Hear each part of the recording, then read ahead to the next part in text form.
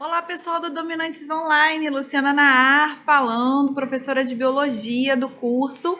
A gente está no módulo de evolução. Nessa videoaula a gente vai falar um pouquinho sobre as evidências evolutivas. Quais são as provas, as evidências da evolução biológica? Pesquisas em diferentes áreas da biologia fornecem farta evidência da evolução biológica. Então, entre as quais a gente vai destacar aqui o documento fóssil, é um registro importantíssimo para a gente estudar a evolução das espécies, é um ramo chamado paleontologia. A anatomia comparada, que é feita entre as espécies, embriologia comparada e os órgãos vestigiais. Então, de acordo com essas estruturas, com essas análises, com esses documentos registrados, a gente tem uma ideia de uma possível evolução que as espécies vão sofrendo, comparando órgãos, comparando embriologia, E aí, gerando também as chamadas provas bioquímicas. Agora, mais recentemente, em que a gente compara também a filogenética, o material genético, DNA, certo? Das espécies. A paleontologia, então, ela vai estudar, ela vai ser dada em cima dos registros fósseis. Os fósseis, eles são retratos de espécies que habitaram o planeta no passado. Elas constituem o mais forte indício de que o nosso planeta já foi habitado por seres diferentes dos que existem atualmente, sendo uma das principais evidências, então, da evolução biológica. Por exemplo, sabe-se hoje que as aves e os répteis, eles são grupos aparentados evolutivamente. Então, a gente tem, numa escala evolutiva, o réptil, do réptil surge a ave e os mamíferos. E aí a gente sabe, graças a registros fósseis que foram encontrados de espécies que mantêm uma similaridade entre um e outro, mas que não habita mais o planeta. Uma forte evidência foi demonstrada pelo fóssil do Archaeopteryx, O Archaeopteryx foi uma ave, um réptil, um ancestral que foi encontrado há milhares de anos, onde ele preservava estruturas parecidas com ave e réptil ao mesmo tempo. Então, a gente não conseguiu enquadrar ele, e aí ele possivelmente seria um ancestral que comprova essa similaridade entre o réptil e a ave, consegue colocar essas duas classes, próximas uma da outra. A anatomia comparada também é uma forma biológica da gente conseguir estudar a evolução. Ela permite a comparação morfológica e fisiológica dos seres e as suas estruturas. E aí nos permitiu a classificação em órgãos homólogos, que são órgãos encontrados em diferentes espécies, tendo a mesma origem embrionária. Então, por exemplo, o braço humano com a nadadeira de uma baleia e a asa de um morcego. São órgãos totalmente diferentes, correto? Braço de humano com a nadadeira de uma baleia. A nadadeira de uma baleia está muito mais próxima da nadadeira de um tubarão do que do braço de um ser humano. Ok, mas eles são chamados órgãos homólogos por quê? Porque eles têm a mesma origem embrionária. Todos que eu citei, se vocês repararem, tanto o ser humano, quanto a baleia, quanto o morcego, eles são mamíferos. Então, eles estão mais próximos, na escala evolutiva. Por isso, tem a mesma origem embrionária, por isso a gente está chamando, então, de um órgão homólogo, ok? Tem a mesma origem embrionária, a gente chama de órgão homólogo. Só os mamíferos? Se eu comparar mamífero com mamífero, ave com ave, réptil com réptil? Não. Existe uma palavrinha que a gente chama, que a gente dá para vocês como dica para poder decorar, vamos dizer assim, quem faz parte da mesma origem embrionária. Então, a palavrinha iparan, ipa, invertebrado, peixe e anfíbio. Se eu estiver comparando um desses três, eles têm a mesma origem embrionária, então a gente vai chamar de órgão homólogo. Uran é de réptil, aves e mamíferos. Então, se eu comparar réptil, ave e mamífero, eu estou falando de animais que com a mesma origem embrionária, então a gente vai chamar de órgão homólogo.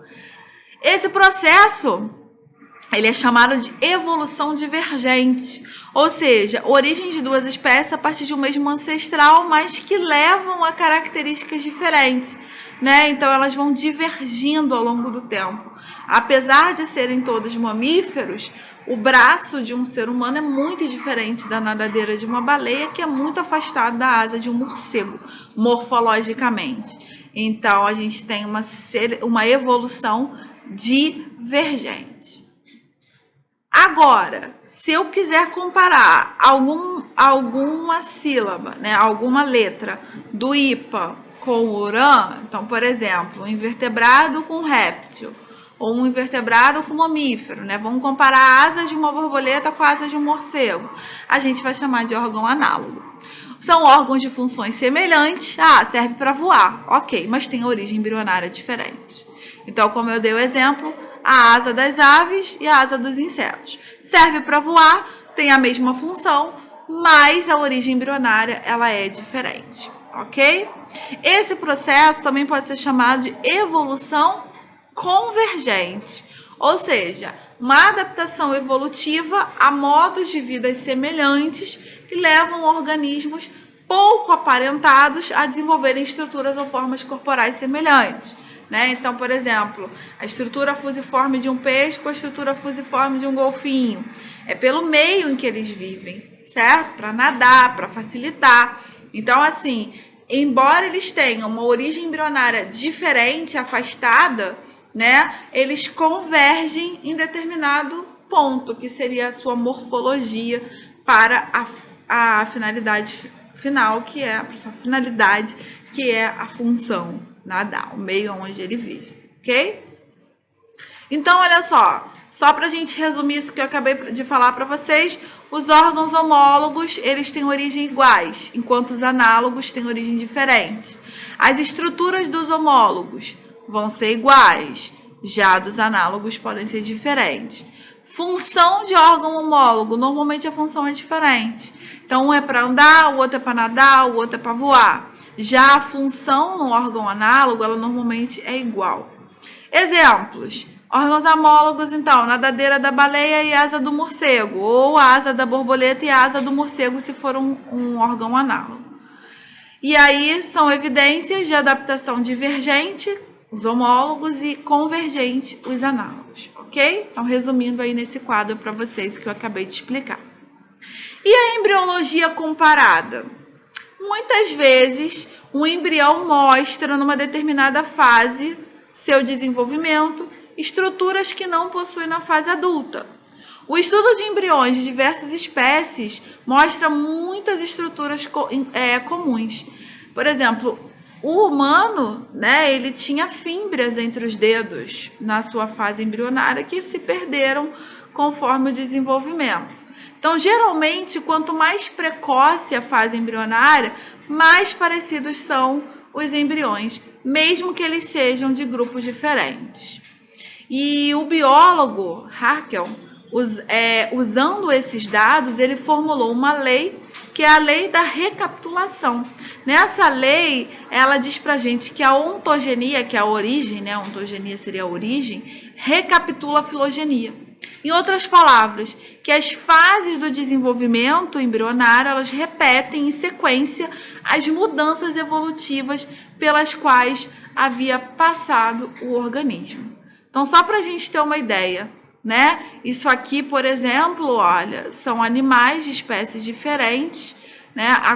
Comparando, olha lá, quanto mais precoce, né?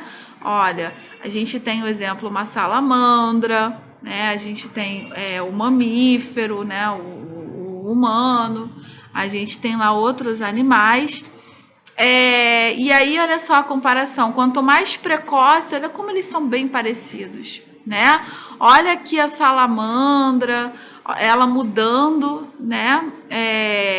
Já ganhando forma diferente, mas olha quanto mais próxima a embriologia, olha, a gente tem, né, os indivíduos mais semelhantes. E aí, ó, conforme vai evoluindo a gestação, a gente vai vendo as diferenças ganhando aí nesses indivíduos, ok? Então, aqui só para mostrar para vocês, ó. As fendas branquiais, elas existiam nos peixes, existiam nos répteis. Olha a cauda, né, no peixe, no réptil, e olha na ave, no homem também, como elas são parecidas, certo? Olha a cauda na ave, olha a cauda no homem.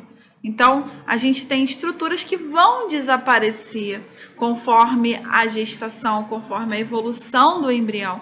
Mas mesmo antes delas desaparecerem, lá nas fases iniciais, a gente consegue ver essas semelhanças. E os órgãos vestigiais? Os órgãos vestigiais, eles constituem estruturas atrofiadas em determinados grupos, mas que aparecem desenvolvidas e funcionais em outros, revelando a existência de um grau de parentesco, né, entre eles, ou a presença de uma linha de montagem comum na natureza. Um exemplo muito comum é o apêndice vermiforme humano, né, que aparece enorme nos ruminantes, nos animais que precisam se alimentar de vegetais, e vai desaparecendo, né? Vai diminuindo, chega no humano. O humano é o que tem um dos menores apêndices. E vestígios também da cauda, né? No final da coluna vertebral. A gente tem vestígios de cauda, existem até indivíduos que nascem com essa anomalia aí. E as provas bioquímicas? Para a gente finalizar, né? Há muito tempo já se sabe que certas substâncias são secretadas igualmente por células de seres diferentes e às vezes até muito afastadas. Por exemplo, várias enzimas digestivas têm sido encontradas nas células de seres inferiores. A tripsina, que é uma enzima proteolítica de ação intestinal, ocorre em numerosos organismos, desde protozoários até mamíferos. E aí essas evidências, elas podem sim relacionar um indivíduo com o outro. Darwin, né, em Origem das Espécies, então, ele monta um clado, então a gente vai chamar isso aqui de cladogênese, onde a partir de um ancestral comum, ele vai mostrando como que a gente pode ter as divergências. Então, ele imaginava realmente a evolução a partir desses clados. E esses clados, então, são usados até hoje para a gente estudar essa evolução. Uma das inovações de Darwin foi propor que a evolução não é apenas um processo linear, né, em que a gente vai se transformando, mas um processo de divergências a partir de um ancestral comum. Então, você vai... surgiu aqui, desse aqui vai divergir de novo, vai surgir uma outra, né? Então, são os chamados clados. Como a gente pode ver, por exemplo, com as mariposas de Manchester, né? Que são aquelas mariposas que foram escurecendo ao longo da sua evolução. Então, a árvore da vida que a gente vai estudar em sistemática, ela constitui de separar o reino Monera, né? A partir de uma divergência acaba surgindo os protistas, e aí dali a gente tem vários ramos que podem dar origem a algas e protozoários, e daqui a gente pode ter fungos, plantas e animais, e de cada animal vai surgindo clados para a gente ter as diferentes classes, filos e classes que a gente encontra hoje.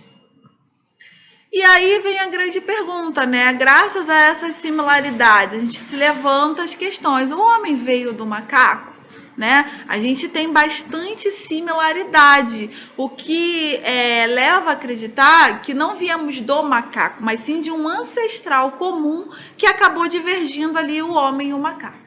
Somos espécies diferentes que se originaram, então, de um ancestral que viveu no nosso passado. Então, provavelmente, a gente teve lá um mamífero, um insetívoro lá, né? E aí, de repente, surge um clado com os símios do Novo Mundo, os droptecos, né? Que vão dando os cimos também, que pode ter dado os cimos do Velho Mundo, e aí as ramificações elas vão acontecendo, né?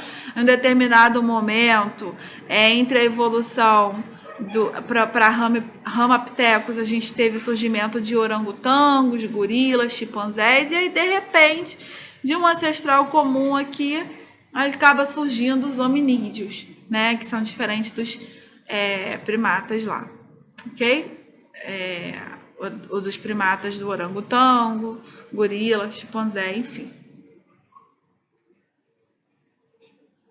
E aí, para a gente finalizar, surge o termo irradiação adaptativa, né? Onde a gente, a partir de um ancestral comum, consegue levar diferentes acúmulos de características morfológicas e funcionais que vai gerando indivíduos diferentes. Então, a gente acredita que houve sim um ancestral comum, e desse ancestral comum, de acordo com as características, mutações que eles foram acumulando, a gente pode ter surgido um lobo, um chimpanzé, uma preguiça, enfim. E aí, a partir de um ancestral comum, onde você tem várias novas espécies surgindo, a gente chama isso, então, de irradiação adaptativa.